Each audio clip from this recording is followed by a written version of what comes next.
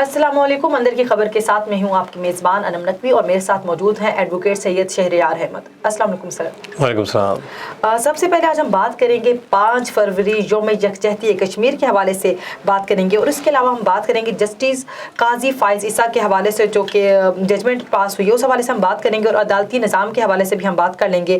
معاشرے میں بڑھتی بے چینی, کرپشن, ہر شعبہ جو ہے زوال کا شکار, یوسف رضا گیلانی نے استعفیٰ دے دیا, ان تمام مراحل پہ اور ان تمام خبروں پہ ہم جو ہے بات کریں گے تفصیل کے ساتھ. تو سر بتائیے گا کہ 5 فروری یوم یکجہتی کشمیر کیوں منایا جاتا ہے اور اس کا کیا مقصد ہے؟ جی بہت شکریہ انم. یوم یکجہتی کشمیر تو اس سے جیسا کہ اس کے نام سے ظاہر ہے, سلوگن کے نام سے, کہ یہ کشمیریوں کے ساتھ اظہار یکجہتی کے لیے منایا جاتا ہے. مقبوضہ کشمیر کی جو آلموسٹ 70 لاکھ کے قریب جو آبادی ہے اس کو جو جبر و استبداد کے ساتھ بھارت نے ان کو غلامی کی زندگی بسر کرنے پر مجبور کر رکھا ہے اپنے ہندوتوا سوچ کی وجہ سے. 70 سال سے یہ مسئلہ حل نہیں کر پائے, جبکہ ان کو اجازت تھی, پاکستان جب بنا تھا تو اجازت تھی کچھ ایسی ریاستوں کو کہ وہ جب چاہیں اپنے استصواب رائے کرائیں اور پاکستان میں شریک ہونے کا فیصلہ کر سکیں. حیدرآباد, دکن, جوناگڑھ اور کشمیر سر فہرست تھیں اس میں, اور یہ اس پلان کا حصہ تھا کہ بعد میں جو ہے استصواب رائے ہوگا کشمیر میں. لیکن اس چیز کو نہرو جی خود لے کر گئے تھے اقوام متحدہ, اور اس کے بعد سے ان پہ کسی نے اس پہ بات نہیں کی.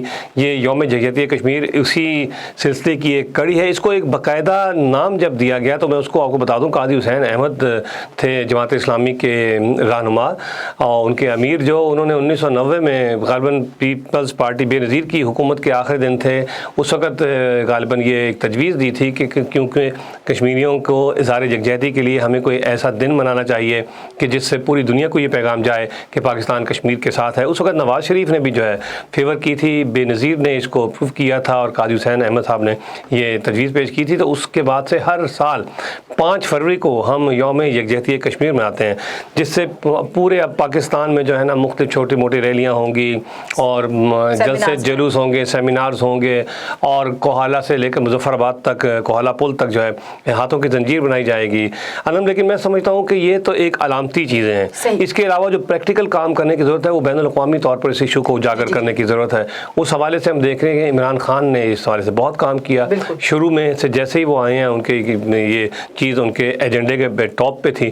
اب جو ایک 2018 میں غالباً یہ مودی نے ایک اس کے آرٹیکل 370 کے تحت جو اس ریاست آزاد ریاست جموں و کشمیر کی جو ایک خود مختاری کی حیثیت تھی اس کو ختم کر دیا اور اس کو بھارتی آئین کے تابع کر دیا. اور اب وہاں پر یہ بھی ایشو چل رہا ہے کہ وہاں پہ ہندوؤں اور دوسری ذات کے لوگوں کو لا کر بسایا جا رہا ہے کشمیر میں, اور اس کی وجہ سے کشمیریوں کی حیثیت اور زیادہ کم کرنے کی کوشش کی جا رہی ہے. جموں اور لداخ کچھ ایسی جگہ ہیں وہاں پہ جہاں پہ ہندو پہلے سے آباد تھے, لیکن اب باقاعدہ آباد کاری کر کے ہندوؤں کو اکثریت میں لا کے مسلمانوں کو اقلیت میں لایا جا رہا ہے, جس طرح اسرائیل میں یہودیوں کو بسایا گیا تھا اور اس کے بعد وہاں مسلمانوں کے ساتھ دیکھیں آپ کیا سلوک ہو رہا ہے. بالکل ایسا ہی. تو سر بتائیے گا اگر یہ صورتحال ہے تو عالمی سطح پر عالمی برادری کیوں خاموش ہے اور جو ہے اپنا کردار ادا کیوں نہیں کر رہی؟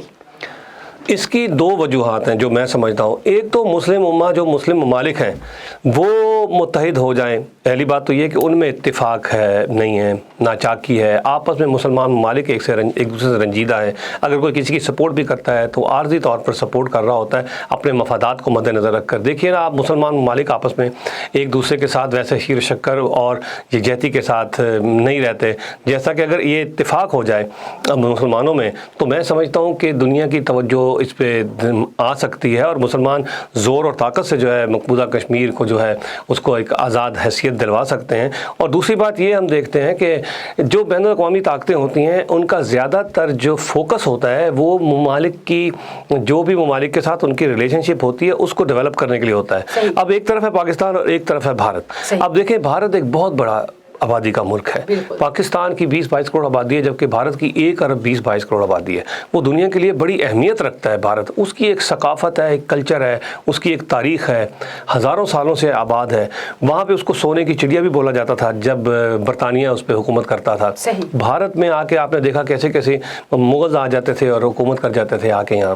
700-800 سال تک خاندان غلامہ, مغل اور کون کون سے لوگ یہاں پہ غوری جو ہیں बादशाह आए और इन्होंने यहाँ पे हुक्मरानी की है। इसकी नज़र अमेरिका को हम सबसे पहले देखते हैं ना कि अमेरिका जो है ये मसाइल हल करे दुनिया के। अब अमेरिका देखें, अमेरिका का क्या वहाँ पे बेनिफिट है। अमेरिका इतना ज़्यादा उसके साथ जो उसके ताल्लुकात हैं, एक तो होती है खारजा पॉलिसी। खारजा पॉलिसी का मतलब होता है आपके हमसाये में कोई छोटा सा मुल्क भी हो तो आप उसके साथ अच्छे ताल्लुकात रखें, वो अपने मफाद के लिए भी होते हैं ताल्लुकात, और रिलेशनशिप बेटर करने के लिए भी, और दूसरे छोटे कमज़ोर मालिक को सहूलत देने के लिए भी।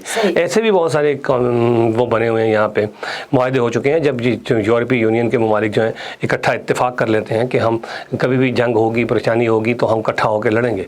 इस तरह एलाइड फोर्सेस जैसे अफगानिस्तान में लड़ती रही हैं 34 ममालिक की। इसी तरह ताकतवर मुल्क चाहते हैं कि भारत के साथ उसके मरासिम अच्छे रहें, भारत को नाराज़ करना नहीं चाहते। अरबों खरबों डॉलर की अमेरिका वहाँ सरमायाकारी करता है। वहाँ पे भारत आईटी के शोबे में, डिफेंस के शोबे में, मेडिकल के शोबे में बहुत आगे है। मेडिकल का शोबा आपने दुरुस्त कहा, पाकिस्तान में ऐसी कई बीमारियों की जिगर ट्रांसप्लांट अभी शायद कुछ जाके होनी शुरू हुई है, वो भारत में दहाइयों से वो ट्रीटमेंट हो रहे हैं।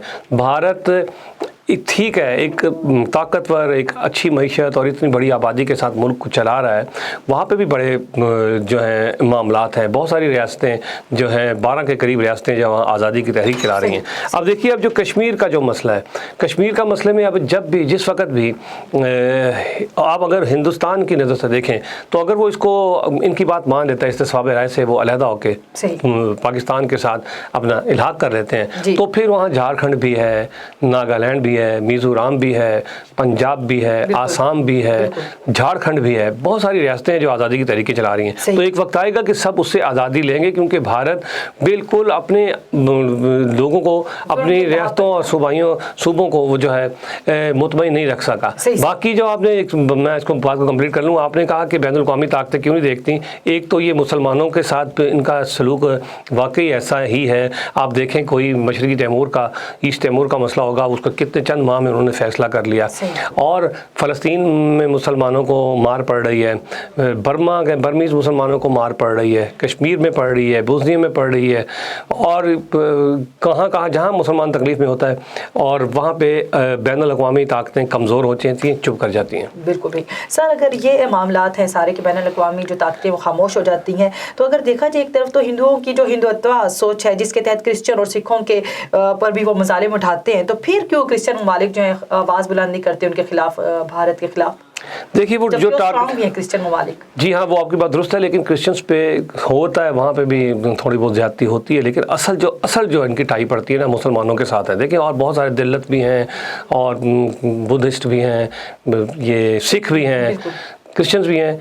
सिखों के साथ और मुसलमानों के साथ उनकी तो ज़ाती अनाद है ना, और ये हिंदू आज का नहीं, जब से सैकड़ों सालों से मुसलमानों से इनको शदीद नफ़रत है। जब से वहाँ पे मुसलमान हुकूमतें बनी, उनका मैं समझता हूँ सारा जो मुग़लों की जो हुकूमतें थीं जिन्होंने 500-700 साल हिंदुस्तान पे हुकूमत की, अब वो इसका बदला ले रहे हैं मुसलमानों के साथ। यहाँ पे जो मुसलमान पाकिस्तान आगे जो हिजरत करके नहीं आए, जो वहाँ रहे, उनके साथ बहुत बुरा सलूक होता है। आपकी बात बिल्कुल सही है, उनके साथ बड़ा जुल्म होता है, उनको अच्छी पोस्टों से भी महरूम किया जाता है, और उनको बाकायदा जो शिद्दत पसंद है, विश्व हिंदू परिषद है, और दूसरी बाल ठाकरे की जो मरहूम बाल ठाकरे की जो तंजीम थी, शिवसेना, और बहुत सारी दूसरी ऐसी वहाँ पे शिद्दत पसंद जमातें हैं जो सिर्फ टारगेट इसीलिए बनी हैं मुसलमानों को मारने के लिए। क्योंकि आप देखें, जब भी कोई सियासी जमात डेवलप होती है, उसका कोई वजूद आता है, तो वो माशी और समाजी इस्लाहात और लोगों को सहूलत और फ़ायदा पहुँचाने के लिए बनती हैं। लेकिन भारत एक दुनिया का एक वाहिद ऐसा मुल्क है जहाँ पर सियासी जमातें मुस्लिम दुश्मनी में बनती हैं। सही सर, बताइएगा जस्टिस फायज़ ईसा के केस की तरफ हम आते हैं कि इस केस को आप किस नज़र से देखते हैं? जी, जस्टिस फायज़ ईसा का जो केस है वो ये था कि एक रेफरेंस भेजा गया था सुप्रीम जुडिशल काउंसिल में, वज़ीर आज़म इमरान खान की तरफ से अप्रूवल हुई थी, और उसमें सदर की तरफ से एक्चुअली वो जाता है। लेकिन चूँकि हुकूमत इमरान खान की है, इसलिए हम यही समझते हैं कि साहब जो इनकी सपोर्ट से गया उस पर बड़े संगीन इल्ज़ामात थे जस्टिस फायज़ ईसा पे, उनकी बेगम सरीना ईसा पे, कि उन्होंने बियॉन्ड देयर मीन्स जो है दौलत इकट्ठी की है, और उसके बड़े सबूत साथ लगाए गए थे।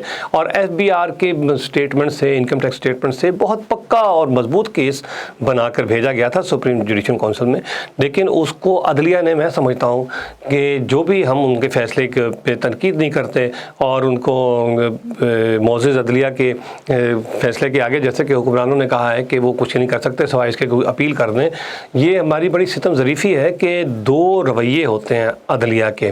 اکثر اوقات ہم نے دیکھا ہے اس ملک کو بہت نقصان پہنچا ہے عدلیہ کے کئی فیصلوں سے، بہت۔ اگر آپ اس میں پورا ایک پروگرام کریں تو میں آپ کو بتاؤں گا کہ کس طرح ہمارے جسٹس صاحبان نے، چیف جسٹس صاحبان نے خاص طور پر اربوں روپے کا پاکستان کو نقصان پہنچایا، جیسے کہ یہ ریکارڈڈ کیس ہے، جیسے کہ سٹیل مل کی نجکاری ہے۔ یہ جسٹس افتخار چودھری جو ہوتے تھے وہ ہر وقت پیچھے پڑے رہتے تھے، حکومت کو کوئی کام نہیں کرنے دینا۔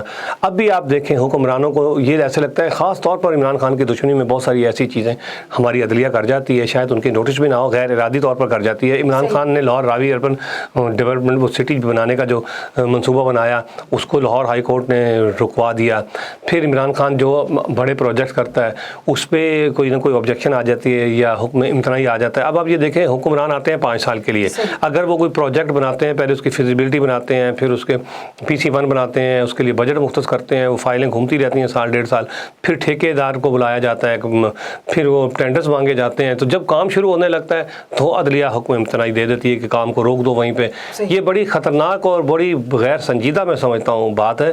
اس طرح قاضی صاحب کا جو کیس ہے اس میں بھی ایک ایسا فیصلہ آیا، 9 ماہ 2 دن میں فیصلہ محفوظ رکھا، 9 ماہ 2 دن کے بعد وہ فیصلہ جب جاری ہوا تو اس میں انہوں نے یہ کہا کہ جناب یہ جو احتساب کے مشیر تھے شہزاد اکبر، وزیر اعظم عمران خان کے، اور فروغ نسیم جہاں جو ابھی وزیر قانون ہیں، انہوں نے وہ جو بھیجا وہ ہدایات غلط دیں، یہ اس میں فل ججمنٹ میں لکھا ہوا ہے۔ اور انہوں نے کہا کہ جو FBI نے وہ لیے ڈیٹا اکٹھا کیا گیا FBI سے انکم ٹیکس کا سرینا عیسیٰ کے حوالے سے وہ غیر قانونی طریقے سے اکٹھا کیا گیا۔ اور پھر ایک اضافی نوٹ لکھا ہے جسٹس یحییٰ آفریدی نے، عمران خان نے اگر اس کی توثیق کی ہے اس کیس کی تو اس کے بڑے سنگین نتائج ہوں گے۔ اب آپ یہ دیکھیں ایک معزز جسٹس یحییٰ آفریدی یہ دھمکی دے رہے ہیں اس میں۔ اب یہ ججز کا کام نہیں ہے کسی کو دھمکی دینا کہ سنگین نتائج ہوں گے، ان کا ایک ایویڈنس کے حساب سے لکھنا ہوتی ہے، ججمنٹ لکھنی ہوتی ہے کہ یہ ہمارے پاس ڈاکومنٹس آئے ہیں اور یہ ہمیں وٹنسز ہوئی ہیں، اس کی جو ایک پروسیجر ہے۔ لیکن ہم دیکھتے ہیں کہ اس میں بہت ساری جگہوں پہ ذاتی رنجش فیل ہوتی ہے اور ایسا خاص طور پر لگتا ہے کہ کسی دوسری پولیٹیکل پارٹی کو سپورٹ کیا جا رہا ہے اور حکومت کو فیل کرنے کی کوشش کی جا رہی ہے۔ ابھی ایک اور دلچسپ بات کو بتاؤں، اس سے میں ذاتی طور پر مطمئن نہیں ہوں، ہم لوگ عدلیہ پہ تنقید نہیں کرتے لیکن عدلیہ کے فیصلوں پہ تنقید کی جا سکتی ہے۔ اس میں انہوں نے یہ کیا ہے، جیسے فائز عیسیٰ کو بولا ہے کہ یہ سرینا عیسیٰ کی جو جائیداد ہے، جو ایسٹس بیانڈ مینز ہے، اس پہ وہ اس کے جواب دہ نہیں ہے۔ ٹھیک ہے، مان لیا نہیں ہے جواب دہ۔ اچھا آپ مجھے یہ بتائیے کہ نواز شریف پھر اپنی بیٹی کی، اپنے بیٹوں حسن حسین کی جائیداد کا ذمہ دار ہے، اس کا جواب دہ ہے، پھر یہ 2 فارمولے کیوں؟ اس کو کیوں پھر حکومت سے نکال دیا؟ نواز شریف کو کیوں ملک سے جانا پڑا؟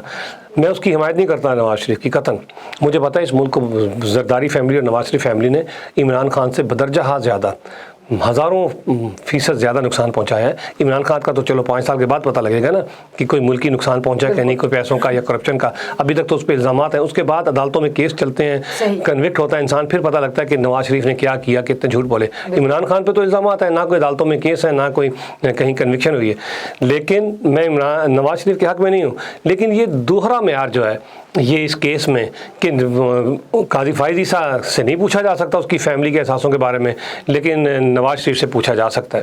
تو سر اگر اس طرح کے معاملات چلتے رہے تو جو عوام ہے ان کا بھی عدلیہ سے جو اعتبار اٹھ جائے گا نا؟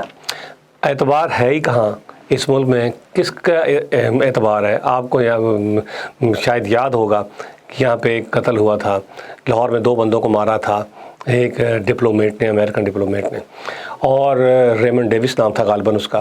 ریمنڈ ڈیوس کس طرح آرام اور سکون سے چلا گیا تھا، اس نے 2 بندوں کو مارا تھا۔ ایک لڑکا تھا فہیم کی بیوی ہاسپٹل میں اس نے خودکشی کر لی تھی، فہیم کی بیوی نے، یہ کہہ کے کہ مجھے عدلیہ پر اعتبار نہیں ہے، عدلیہ مجھے انصاف نہیں دے سکے گی۔ لوگوں کی زندگیاں برباد ہو جاتی ہیں، لوگ مر کھپ جاتے ہیں، اس کے بعد پتہ لگتا ہے کہ یہ تو جیل میں، یہ تو غیر قانونی طور پر قید تھا، بے گناہ تھا۔ جی ہاں بالکل، عدلیہ پہ کسی کو کوئی اعتبار نہیں ہے۔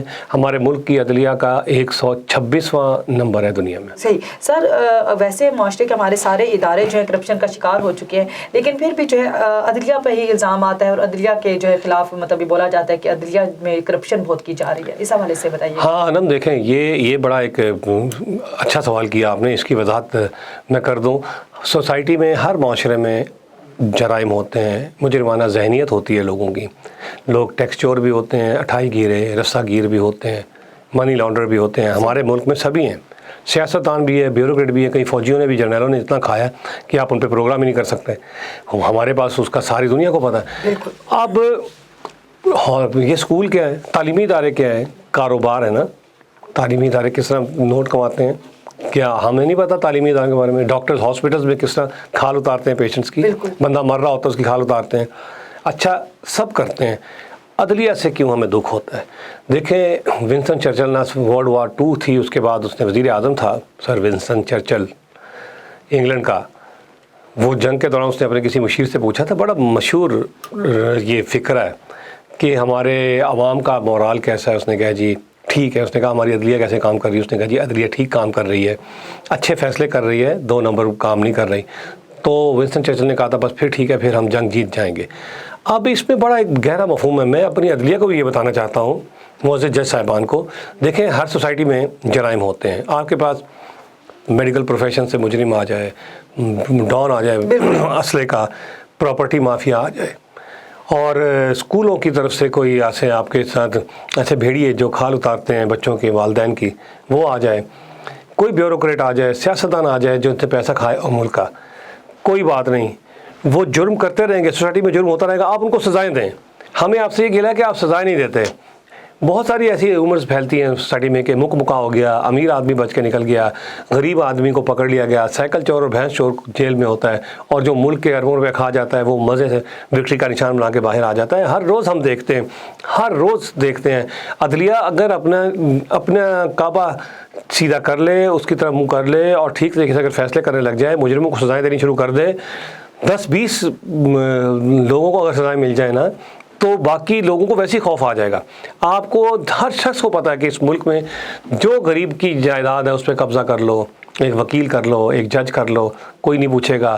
ایسے لوگ ہیں جو کہتے ہیں جی 2 کروڑ روپے کا ہم کھاپا کر لیں گے, کھا جائیں گے کسی کا, کیا ہوگا؟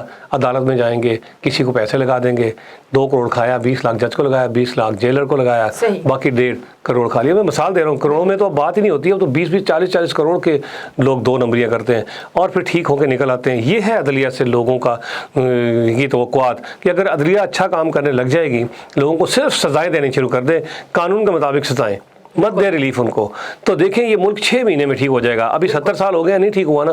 عدلیہ 6 مہینے ٹھیک ہو جائے, میں چیلنج کرتا ہوں, یہ ملک بہت حد تک ٹھیک ہو جائے گا, ورنہ قیامت تک ٹھیک نہیں ہوگا یہ. صحیح.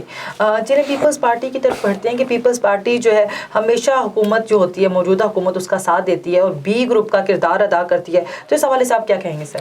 ہاں, یہ بالکل اس پہ ابھی الزام لگنے لگ گیا ہے. پیپلز پارٹی ایک ایسی باصول اور نظریاتی پارٹی رہی ہے جس سے لوگوں کو بڑی توقعات وابستہ تھیں. باقی بہت ساری پارٹیاں بڑی بدنام ہوئی ہیں ہمارے ملک میں. سب سے زیادہ MQM, نواز شریف کی پارٹی, انہوں نے تو سیاسی پارٹیوں کا منہ کالا کر دیا. ان دونوں پارٹیوں نے, پیپلز پارٹی سے ہمیں بڑی توقعات وابستہ تھی. ایک بڑی اچھی باصول جماعت یہ ہمیشہ سمجھی جاتی ہے. اس نے ہمیشہ اچھا موقف اپنایا ہے بھارت کے حوالے سے, اور دہشت گردی کے حوالے سے بڑا اچھا موقف ہے, سب سے اچھا موقف ان کا.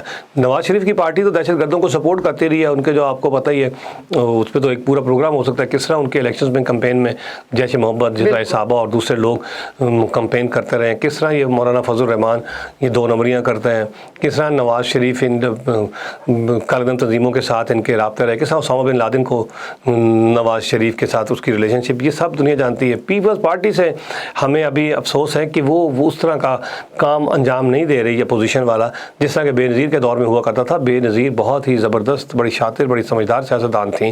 وہ کبھی بھی اپنا امیج خراب نہ ہوتے دیتی سوسائٹی میں, کبھی بھی. اور بہت سارے ایسے واقعات ہوئے, ان کے اسٹیٹمنٹ آج نکال کے دیکھیں, 20 سال پرانے, 25 سال پرانے, ابھی تک بین الاقوامی سیاست پہ فٹ آتے ہیں. کبھی اس نے کبھی کسی چیز کو ڈینائی نہیں کیا بے نظیر نے, کبھی جھوٹ نہیں بولا, کبھی کانٹراڈکٹ نہیں کیا کسی اسٹیٹمنٹ کو. نواز شریف اور اس کے بچے تو مکر و فریب کا پیکر ہے نا، جھوٹ کے پیکر ہیں یہ، پہاڑ ہیں یہ، کوہ ہمالیہ ہیں یہ منافقت کے اور جھوٹ کے.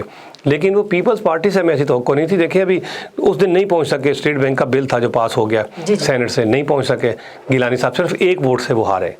اور اگر وہ پہنچ جاتے تو ایسا نہ ہوتا. پھر انہوں نے یہ آ کے کہا کہ جی میں استعفیٰ دیتا ہوں، مجھے بڑی تنقید ہوئی. یہ بھی بہرحال ایک ڈرامہ ہوتا ہے، ایسے استعفے بہت آتے ہیں ڈرامہ. یوسف فضل گیلانی نے جو استعفیٰ دیا اس حوالے سے آپ کیا بتائیں، کیا اندر کی خبر ہے؟ وہ بس یہی تنقید تھی نا ان پہ، تنقید یہی ہو رہی تھی کہ انہوں نے این ٹائم پہ کیوں نہیں پہنچے اور وہ سینٹ میں اپوزیشن ہار گئی جبکہ ان کی اکثریت تھی.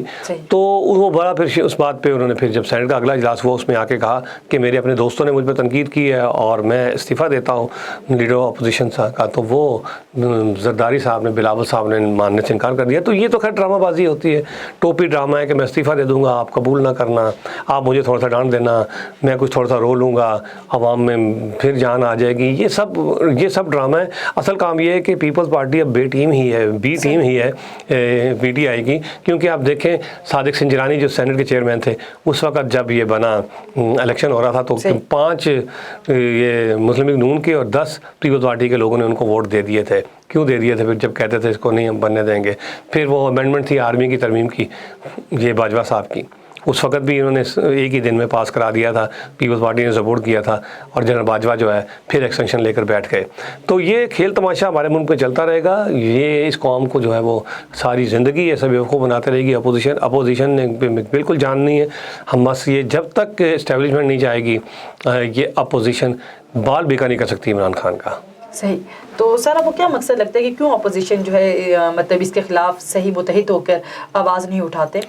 ایک تو ان کے آپس کے اختلافات ہیں، کیونکہ دیکھیں پی ڈی ایم کا سربراہ بنا دیا ہے اس کو فضل الرحمان کو. اب فضل الرحمان جو ہے کوئی بھی ایسی موو کر لیں جس میں اس کو فتح حاصل ہو جائے حکومت کے خلاف، عدم اعتماد ہو جائے، لانگ مارچ ہو جائے، استعفے ہو جائیں، کچھ بھی ہو جائے، اگر اس کو فتح حاصل ہوگی حکومت کے خلاف تو اس کا مطلب ہے Noon League minus, People's Party minus, تو مولانا فضل الرحمان ہیرو بن جائے گا نا. اگلی پھر کہے گا مجھے وزارت عظمیٰ بھی دو. تو کوئی بھی سیاسی جماعت کبھی بھی اس کو ہیرو بننے نہیں دے گی. آپ ہمیشہ دیکھیں فضل الرحمان اور پیپلز پارٹی میں اختلاف رہتا ہے نا، وہ نہیں آتی پیپلز پارٹی، حمایت ہی نہیں کرتی لانگ مارچ کا. اور دوسرے کتنے ایونٹ ہوئے ہیں ان 2-2.5 سالوں میں جب سے پی ڈی ایم بنی، لیکن وہ اس کا بالکل اس کے ساتھ کھیلتی ہے. وہ کھیلتی ہے، پیپلز پارٹی کھیلے گی. نواز شریف جو ہے وہ پھنسا ہوا ہے، وہ باہر ہے، ان کے احساسوں کا حساب ہو رہا ہے، وہ سزا یافتہ لوگ ہیں. وہ تو کسی گدھے کو بھی باپ بنا لیں گے نا، ان کا تو پتہ ہے. ان کو دیکھو نا مولانا فضل الرحمان کو انہوں نے وہ بنا دیا پی ڈی ایم کا چیئرمین. تو ہم یہ کہاوت ہے کہ گدھے کو بھی باپ بنانا مشکل وقت میں. تو وہ ہم دیکھتے ہیں کہ نواز شریف اینڈ سنس جو ہیں وہ کرتے ہیں. پیپلز پارٹی اس طرح نہیں کرتی. لیکن ابھی تک بہرحال بادی نظر میں پیپلز پارٹی کے جو کوئی اعمال رہے ہیں اس دور حکومت میں اپوزیشن کے حساب سے، تو اس میں وہ ان کے لیے باعث شرمندگی ہے. صحیح. سر بتائیے گا کہ عالمی طاقتیں جو ہے مسئلہ کشمیر حل نہیں کرتی، تو ایز اے قوم ہم ان کی کیا ہیلپ کر رہے ہیں اور کیا ان کے ساتھ ہم کھڑے ہیں، اس حوالے سے بتائیے گا. جی شروع سے ہی پاکستان کا موقف رہا ہے. 70 سال سے ہم ان کو یہ جملہ تو ہم بولتے رہتے ہیں کہ ہم ان کی سفارتی اخلاق کی اور سیاسی حمایت جاری رکھیں گے. اور یہ تو خیر ایک جملہ ہے، ایک بیان ہے، ایک اسٹیٹمنٹ ہے جو ہر وقت ہم کہا جاتا ہے. لیکن عملی طور پر کس حکومت نے اس کے لیے زیادہ کام کیا، وہ میں سمجھتا ہوں پی ٹی آئی کے دور میں 2 کام بہت زیادہ عمران خان نے اٹھائے. ایک تو اسلاموفوبیا کے حوالے سے کہ مسلمانوں کا تاثر ٹھیک ہو پوری دنیا میں، اور دوسرا اس حوالے سے کہ جس میں کشمیر کا مسئلہ حل کیا جا سکے. عمران خان نے اپنے تئیں پوری دنیا میں جتنے بھی ہمارے سفراء ہیں ان کو کہا گیا ہے کہ اس حوالے سے بات کریں، اپنے ملک میں اس کو اجاگر کریں. کشمیر کے ایشو کو اقوام متحدہ میں، سلامتی کونسل میں، ہر جگہ اس مدعے کو اٹھایا جاتا ہے. ہر فورم پہ اس مدعے کو اٹھایا جاتا ہے. ٹیمیں بنائی ہیں عمران خان نے شروع میں آتے ہی جب حکومت میں آئے، اور وہ باہر کی دنیا میں گئے، یورپ، امریکہ، افریقہ کے ممالک میں، مشرق وسطیٰ میں، ہر جگہ انہوں نے بیان دیے. شروع میں 2-3 سال پہلے انہوں نے ٹیمیں بنا دی تھیں کشمیر کے حوالے سے، جا کے بیان کرتی تھیں اور اپنا موقف جو ہے اس کو واضح کرتی تھیں، اور وہ بیرونی دنیا کے حکمرانوں کی حمایت حاصل کی بہت زیادہ عمران خان کے دور حکومت میں. ایک ابھی تھے گزشتہ صدر آزاد جموں کشمیر مسعود خان، جو وزارت خارجہ کے بھی رہے سپوکس پرسن، پھر اس کے بعد بھارت میں وہ سفیر رہے ہیں پاکستان کے دہلی میں. ابھی مسعود خان کے حوالے سے یہ اندر کی خبر میں آپ کو بتاؤں، یہ حکمران سوچ رہے ہیں کہ ان کو کوئی ذمہ داری دی جائے امریکہ میں اقوام متحدہ میں کوئی ذمہ داری دی جائے یا امریکہ میں سفیر لگا دیا جائے، جس کا بھارت میں میڈیا چینلز میں تذکرہ بھی ہو رہا ہے، ان کو تکلیف ہے کیونکہ مسعود خان خود بھی کشمیری ہیں اور وہ اس ایشو کو بڑے اچھے طریقے سے سمجھتے ہیں اور بہت اچھے طریقے سے ایکسپریس کر سکتے ہیں اور بیان کر سکتے ہیں، بہت ہی ذہین اور انٹیلیجنٹ انسان ہیں۔ اگر وہ آتے ہیں تو میں سمجھتا ہوں کہ جتنے بھی پہلے سفیر لگے رہے امریکہ میں، یہ ان سب سے بہتر کام کریں گے کشمیر کاز کے لیے۔ صحیح۔